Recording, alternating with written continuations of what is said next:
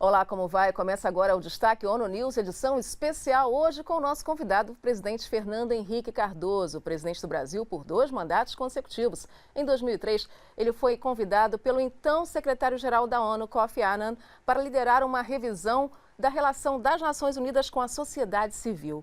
Logo depois, ele criou o Instituto Fernando Henrique Cardoso, que em 2004 foi convertido na Fundação Fernando Henrique Cardoso. Presidente, que prazer ter o senhor aqui no Destaque ONU News, na ONU News em português. É meu prazer, sobretudo porque estamos falando a nossa língua, né? O que é bom. A nossa língua. É mais cômodo. Muito mais. O senhor está hoje aqui na sede para participar desse evento sobre segurança nas estradas. O congresso se chama O Uso da Tecnologia para Promover Segurança nas Estradas, a Experiência do Brasil. Qual vai ser a sua mensagem? É o seguinte, esse programa no Brasil é para verificar se os motoristas estão ou não drogados, se eles usam droga.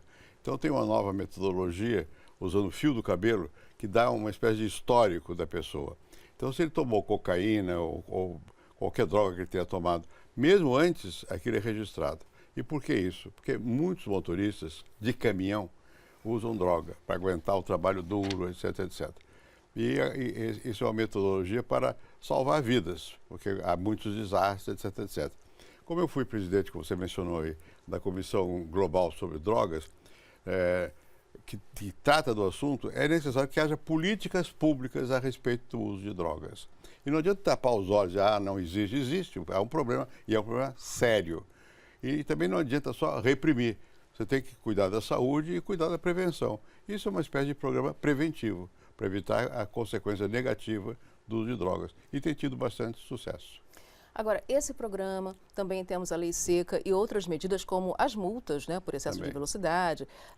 Falando de uma maneira geral, por que ainda nós não conseguimos combater essa questão das mortes no trânsito de maneira eficiente? Estamos combatendo. Agora, mesmo essa medida, essa mesuração a respeito do uso da droga, reduziu já alguma coisa. E nas cidades também, porque a velocidade, por exemplo, na cidade de São Paulo, a velocidade hoje é mais controlada, né? Isso diminui o número de acidentes, porque precisa haver realmente controle dos excessos. E, apesar disso, o mundo nosso é um mundo muito caótico, né? Onde há muitos impulsos irracionais, pessoas que, de repente, pegam o carro e resolvem matar outro, que é pior ainda, né? Mas, de qualquer maneira, isso é uma questão de educação pública, políticas públicas e conscientização. Não se combate questões como droga, trânsito pesado, etc., sem que as pessoas participem. O mundo de hoje requer, por causa dos meios de comunicação, todo mundo sabe de tudo. E requer que você chame a pessoa à sua consciência. Não adianta só dar uma ordem, é preciso que essa ordem seja compartilhada. E é difícil, criar uma cultura democrática de massas com os novos meios de comunicação. E, portanto, tecnologia é importante. Quer dizer, tem que haver realmente também uma mudança de mentalidade. De cabeça, de cultura, né? Para que nós possamos lidar com o que nós já temos de poderio. O poderio aumentou muito. Até qualquer um pode provocar um desastre enorme. Ou, em vez de provocar um desastre, fazer um bem grande também. Depende da cultura. Depende E não é do dia para a noite. É um processo, tem que ter paciência. E os líderes nacionais têm que entender isso. Eles têm que ser, até certo ponto, pregadores. Não pregadores no sentido de exaltar para os seus interesses, mas no sentido de explicar o que é bom, o que é mal, o que é errado e fazer com que as pessoas participem desse processo. Presidente, agora vamos falar um pouquinho da sua última entrevista à ONU News. É sempre um prazer recebê-lo aqui, como nós falamos no início. O senhor manifestou preocupação com o que o senhor classificou de um mundo se tornando um pouco perigoso, um pouco radical. E o que a gente percebe, talvez um pouco mais evidenciado pelas mídias sociais, pelas redes sociais, ou talvez não, em alguns casos, é que existe uma polarização. Como combater essa tendência e criar mais entendimento, mais harmonia? Bem, não só as redes sociais, as novas tecnologias, mas também está havendo uma reorganização do poder no mundo.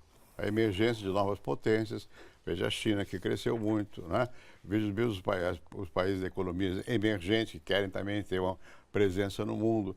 Países pequenos que se armam, como a Coreia, para poder ter força, a Coreia do Norte. E existe um deslocamento de poder no mundo. Então é um momento realmente perigoso. Somando-se a isso, as novas relações tecnológicas, a pessoa se informa, a rede social, a net, né? A possibilidade de você ter o que chama-se hoje de fake news, quer dizer, o uso da mentira, que sempre houve, mas era limitado, agora é gigantesco. Isso abalou muito as estruturas tradicionais, as instituições. Então, por exemplo, onde há democracia representativa e partidos, em toda parte, você tem um certo mal-estar, porque são estruturas que já não correspondem mais às possibilidades de participação direta das pessoas. É um problema complicado e requer redoutrinação, né? Reorganização do pensamento em função do mundo tal como ele existe hoje. E isso me preocupa, porque isso está levando a tensões, né? Não vou falar das tensões do Brasil, que são grandes, mas no mundo todo há tensões. Por sorte, agora parece que os Estados Unidos e a Coreia do Norte vão ter uma conversa, né? Tomara, porque como é que se resolve isso? Não se resolve, mas como é que se ameniza? É diálogo, aumentar o diálogo. Aceitar o outro. É muito difícil aceitar o outro. E é preciso aceitar o outro. Há diversidade. Não adianta eu querer que todos sejam iguais, porque não são iguais. Iguais o modo de organizar a vida política, nem em nada somos iguais, mas tem que ver que diferença não quer dizer inimizade, não quer dizer oposição. Não é fácil, mas eu acho que a responsabilidade da liderança global hoje é precisamente de aumentar a ligação entre a diversidade e a tolerância do outro. Mas essa tendência de polarização, como é que ela começou? Ela vem de longe, sempre existe. A dominação faz parte do ser humano querer mandar no outro, né? E por que se criou o Estado? O Estado foi criado para dizer, olha aqui, tem que ter regras, senão é violência. Eu só tenho a violência, é o Estado. Eu que controlo a polícia, a justiça e tal. Senão, na verdade, na lei da selva, o mais forte ganha do mais fraco. E nós temos que evitar que isso seja transformado numa regra no mundo todo. O mais forte impor ao mais fraco. Por isso é importante aceitar a diversidade e ver que o fraco é fraco a partir de uma perspectiva, mas talvez de outro não seja. E tem que dar espaço para a evolução. E falando agora em diversidade, nós aqui na ONU News em português transmitimos para todos os países de língua portuguesa, para as diásporas. Então eu gostaria de perguntar para o senhor se existe alguma mensagem que o senhor quer deixar para esses jovens que querem construir um mundo mais sustentável, mais inclusivo, mais próspero? Eu acho que a principal mensagem é o seguinte: não desistir. Por mais difícil que sejam as coisas, a gente não tem que desistir, tem que tentar. E não se faz nada sem convicção. Ou quando se faz, não é bom. O bom é fazer aquilo que você acredita, sabendo que o outro pode acreditar em outra coisa. E, portanto, não sendo intolerante, não sendo fundamentalista, não achando que só você tem a razão. Mas não desistir e abrir o espaço para que você, na argumentação, na emoção também, você possa ganhar o outro. Acho que isso é fundamental. E acho que o jovem é quem tem responsabilidade maior até. Porque a partir de certa idade, no meu caso, o que a gente pode fazer?